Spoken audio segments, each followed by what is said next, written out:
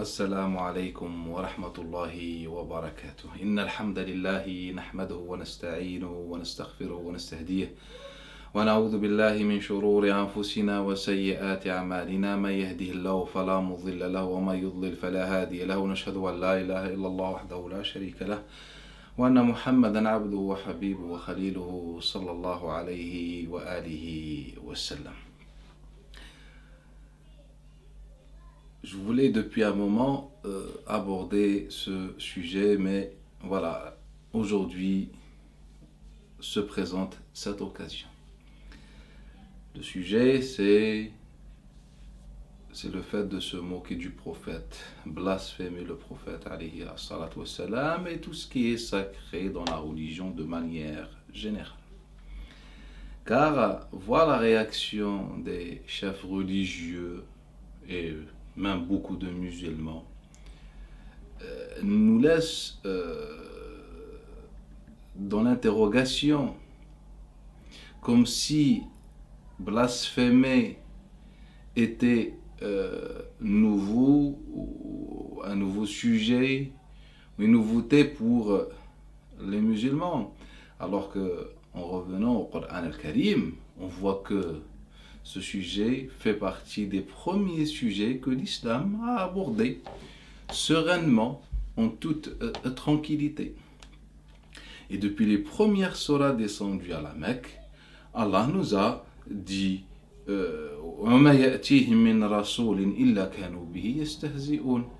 Allah Ta'ala nous dit, jamais il ne leur vient un prophète sans qu'ils s'en soient moqués. Et ce verset d'ailleurs est répété, et cette phrase est répétée plusieurs fois dans Al-Qur'an al-Karim. Si vous revenez à Surat Yasin, Surat Al-Hijr ou n'importe quelle sourate mécoise, de manière générale, vous allez trouver que les non-musulmans se moquaient du prophète et que Allah dans le Coran nous l'a bien dit, nous l'a prévenu, nous a expliqué qu'à chaque fois on a envoyé un messager, un prophète, la population, ou une partie, se moque de lui, de son message, de ses livres, de son appel, etc. Et nous n'avons jamais vu que Allah Ta'ala, ou le prophète, ou les prophètes, et leurs fidèles, ont pris ce genre de réaction, et encore moins d'aller commettre des attentats ou faire ce qui est contraire au principe de l'islam. Donc, le Coran al-Karim a abordé ce sujet en toute sérénité, sans que cela ne pose problème ni à Allah Ta'ala, ni au prophète sallam, ni aux musulmans à l'époque du prophète alayhi as-salat wa as-salam. Ensuite, le Coran al-Karim, dans les sourates médinoises, il vient nous expliquer quel comportement devons-nous adopter face au blasphème, face à ce genre de réaction par rapport à ce qu'on considère comme sacré dans notre croyance. Allah Ta'ala nous dit وَقَدْ أَنَّزَّلَ عَلَيْكُمُ الْكِتَابَ. Allah Ta'ala nous dit, il vous a révélé, et dans le livre il vous a révélé أَنْ إِذَا سَمِعْتُمْ آيَاتَ اللَّهِ يُكْفَرُ بِهَا. Lorsque vous entendez qu'on renie les preuves, le message d'Allah et tout ce qui est sacré en islam, et que son manque aussi. Donc lorsque Allah Ta'ala nous dit dans le sens, dans le livre, on vous a révélé, lorsque vous entendez qu'on renie les principes de l'islam, ou qu'on renie l'islam, qu'on renie les preuves et le message de l'islam, et qu'on s'en manque également, qu'est-ce qu'on devrait faire? فلا تقعدوا معهم حتى يخوضوا في حديث غيره. Ne vous asseyez pas avec eux, avec cela, jusqu'à ce qu'ils entreprennent une nouvelle ou une autre conversation. Regardez ce que le Coran dit, il est tellement explicite. Il nous dit, lorsque vous voyez des gens se moquer de votre religion, de ce que vous considérez comme sacré, et bien tout simplement, laissez-les. Ne vous asseyez pas avec eux toute la vie. Non, c'est juste pendant qu'ils font ça, pour vous montrer que vous n'êtes pas, par exemple, d'accord, jusqu'à ce qu'ils entreprennent une autre conversation, ce qui veut dire dans le contresens que s'ils arrêtent ou lorsqu'ils changent de sujet, vous pouvez vous rasseoir avec eux sans aucune problématique. Voilà ce que le Coran nous dit de manière explicite. De manière explicite, et on a vu même le prophète sallallahu alayhi wa sallam recevoir cet enseignement de la part de son Seigneur dans Surat al-Hijr, car Surat al-Hijr parle beaucoup de ceux qui se moquaient des prophètes de manière générale, et en particulier le prophète alayhi sallam. Il lui dit que nous savons que ta poitrine se serre à la fin de la sourate. Nous savons bien, on te voit ya Muhammad. Dans ce cas-là, qu'est-ce que tu dois faire, Yama? Il dit فَسَبِّحْ بِحَمْدِ رَبِّكَ وَكُمْ مِنَ السَّاجِدِينَ. Allah, il demande à son messager, il lui dit وَلَقَدْ نَعْلَمُ أَنَّهُ يَضِيقُ صَدْرُكَ بِمَا يَقُولُونَ. On sait que ta poitrine se serre à cause de ce qu'ils disent, les moqueries, etc. Car à l'époque, même le prophète, il avait des surnoms.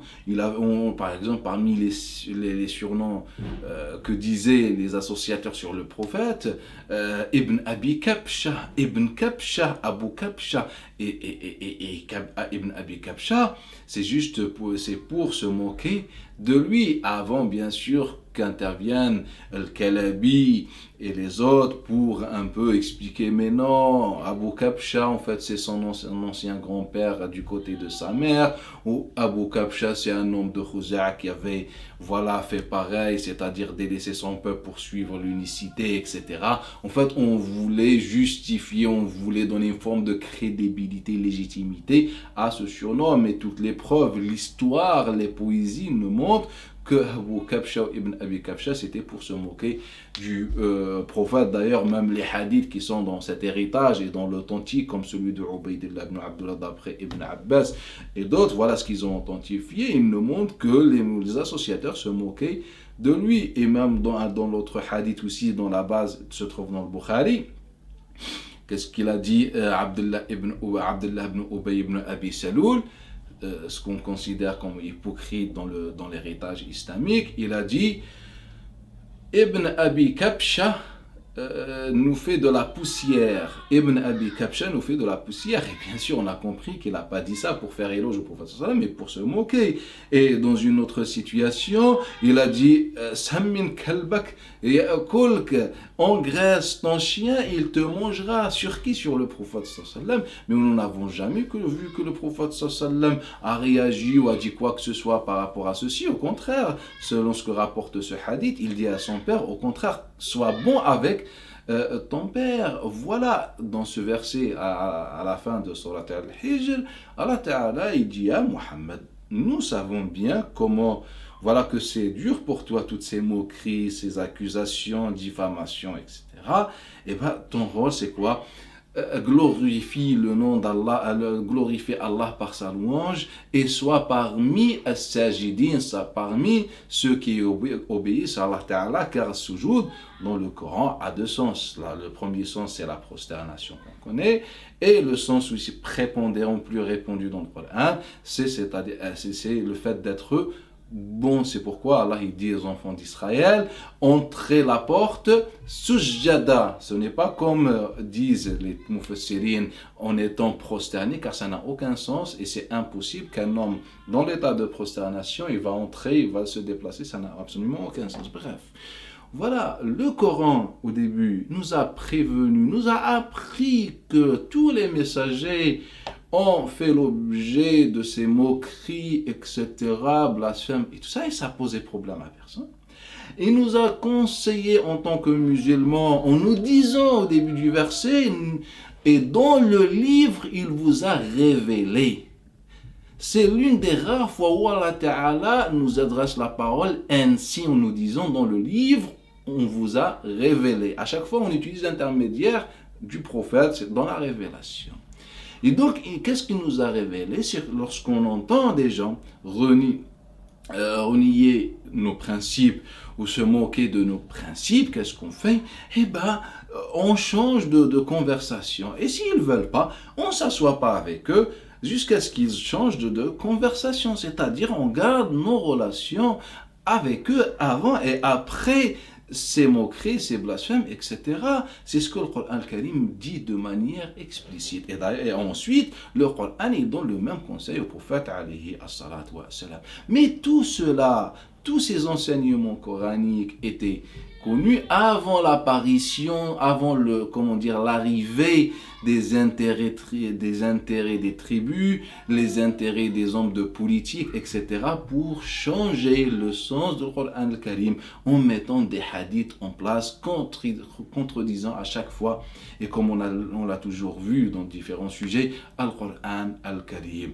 Parmi les plus anciens textes qu'on a attribués, ce qu'on a inventé à l'égard de Hassan ibn Abi al-As ou de manière générale au régime Omeyyade ou bien au deuxième régime Omeyyade qui commence par Marwan al-Hakam et sa descendance. Lorsqu'il vient le plus ancien transmetteur de ce genre de hadith qui est Jumay' ibn Umayr, qui était un chiite radical parmi les partisans de la cause de Ali ibn Abi Talib, etc.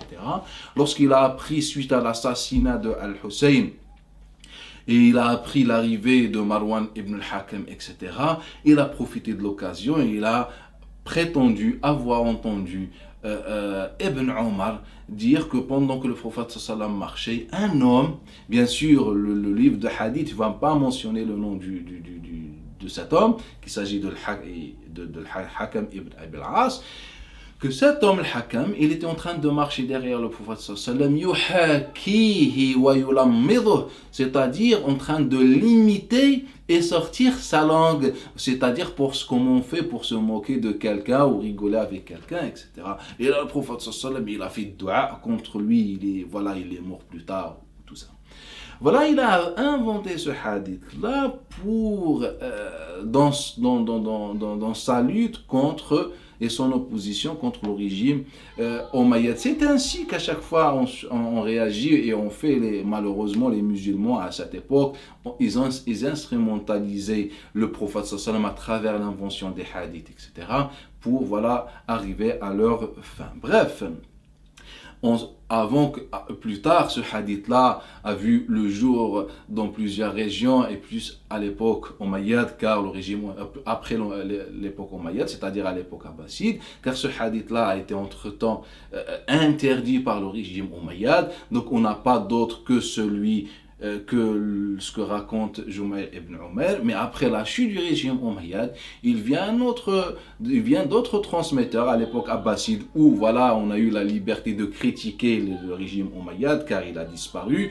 Il vient Ibn Abdullah al-Wasiti ou Dirar ibn Surad ou encore d'autres, en mettant en place de nouvelles chaînes de transmission qui rapportent le même texte. Mais de manière générale, c'est après la mort du prophète sallam et les premiers compagnons que les musulmans ont commencé à adopter cette vision sacrée sur le prophète sallam, et cette vision vient suite à l'influence des juifs et des chrétiens, des autres religieux qui aussi avaient des choses sacrées dans leur religion. Sinon, on a toujours vu, selon le Coran al-Karim et dans la pratique, dans la vie des compagnons, que le prophète sallallahu alayhi wa sallam était considéré comme prophète tout court, ni plus ni moins. Bref, plus tard, on va inventer, suite à cette influence, Ikrima vient importer un hadith de Sha'bi dans lequel une femme aurait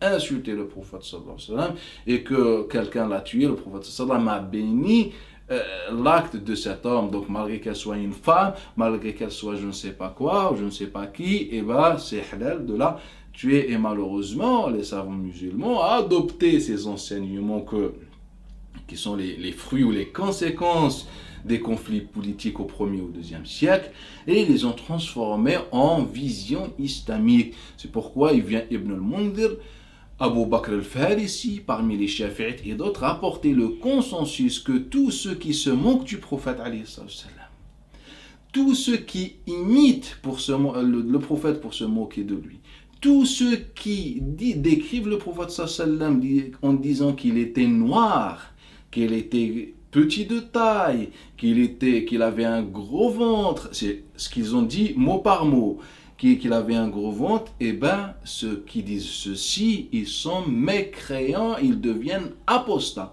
S'ils étaient musulmans de base, et on doit les tuer, et on doit les tuer. Sur ça, il n'y a pas de divergence. Et pour ceux qui n'étaient pas musulmans de base, il dit, s'ils avaient des pactes avec les musulmans, et ben leurs pactes sont rompus et on doit également les tuer. Ceci est rapporté même au sein des écoles en détail, comme rapporte Abu Ya'la parmi les Hanbalites. Ibn Taymiyyah rapporte la même chose. Ahmed al-Dardir dans son livre Sharh al-Kabir rapporte la même chose. Et même les chiites ont suivi et ont adopté la même vision que celle du régime Omeyyade, car il vient de Koulayni, il vient, voilà, tout le monde, comme il rapporte d'après, il dit, d'après Sahl ibn Ziyad, etc., d'après Ja'far al-Sadiq, qu'on doit tuer celui qui insulte et qui se moque du prophète sallallahu alayhi wa sallam, qu'il soit musulman ou non musulman, et on n'a pas à le présenter au sultan, c'est-à-dire au gouverneur, c'est-à-dire de manière individuelle. L'islam nous autorise, conformément au dire des chiites, de tuer quiconque se moque du prophète, qu'il soit de base musulman ou non musulman. Et tout cela à l'exception de Abu Hanifa, comme on a vu à chaque fois. Abu Hanifa fait partie des rares personnes qui étaient intelligentes, qui avaient une vraie vision conforme au Coran al-Karim et à la vraie pratique du prophète, alayhi as-salatu wa as-salam. Mais en vérité, si on veut se poser les bonnes questions, ou la première question qui nous vient à l'esprit, qui en vérité se moque du prophète? Qui en vérité cause du tort au prophète ou à l'islam de manière générale? Ce ne sont pas les quelques dessins que font les journalistes à travers lesquels ils nous partagent, ils nous transmettent la vision d'une partie de la population. Car à force qu'on associe le prophète sallam à la violence, et ben des gens pensent que le prophète était violent. Ces journalistes, dans leur travail, ils viennent nous partager ça. Il y en a qui le font avec la plume, d'autres par ses dessins. Et conformément au Coran al-Karim, ceci ne devrait poser problème à personne. Car le Coran nous l'a dit que dans tous les temps, à chaque fois, j'ai envoyé des messagers des prophètes, ils ont eu la même chose. Il nous l'a dit également, ou bien il nous a conseillé, ordonné, recommandé l'attitude qu'on doit adopter. Il nous a dit que pendant ceci, vous ne l'acceptez pas, mais vous gardez vos relations avec eux normalement. Ne vous asseyez pas avec eux jusqu'à ce qu'ils entreprennent une autre conversation. Ça s'arrête là. Seul Allah juge. Et c'est ce qu'il a dit au prophète, alayhi as-salatu wassalam, qui était concerné. Il lui dit, malgré, je sais que ça te touche psychologiquement, c'est dur de supporter ceci, mais ya Muhammad, glorifie ton Seigneur, sois patient et sois parmi ceux qui sont bons à sajidoun. Et donc, ceux qui vraiment causent du tort au prophète alayhi salatu wassalam, ce ne sont pas des gens qui reflètent une vérité sociale, mais ce sont ceux qui provoquent cette pensée chez ceux qui malheureusement n'ont pas connu l'islam. Et je ne parle pas uniquement des non-musulmans, je parle même des pauvres musulmans, les victimes du discours religieux, le discours des islamistes.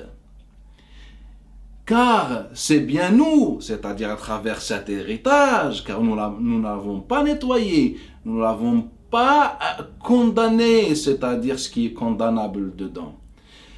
Donc à travers cet héritage, on a vu le prophète sallallahu alayhi wa sallam aimer trop les femmes, s'est marié avec plusieurs dizaines de femmes.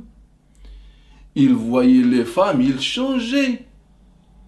C'est lui qui s'est marié avec des gamines, d'après l'héritage. Celui qui a fait un dua contre un gamin qui n'a pas mangé avec sa main droite, etc., etc. Les exemples qu'on traite, qu'on cite depuis de longues années. Et donc, en vérité, ceux qui sont à l'origine de ces moqueries, de ces blasphèmes, ce ne sont pas ces journalistes qui font leur travail, mais ce sont les islamistes, c'est l'héritage islamique qui est à l'origine de tout cela. Donc, pour faire résumer, l'islam n'a jamais appelé à critiquer et encore moins commettre des attentats contre ceux qui blasphèment. Il ne l'a jamais dit. Et le Coran, je vous ai donné des exemples dans le Coran. Et tout cela, en fait, vient des hadiths que le régime omeyyade, dans le contexte des conflits, avait mis en place pour des raisons politiques, pour se protéger comme un bouclier. Donc, de manière générale, voilà, je voulais aujourd'hui partager avec vous ce sujet afin que les musulmans cessent de répéter la même chose et se dirigent et se concentrent sur les causes de ces problématiques. Wassalamu alaikum wa rahmatullahi wa barakatuh.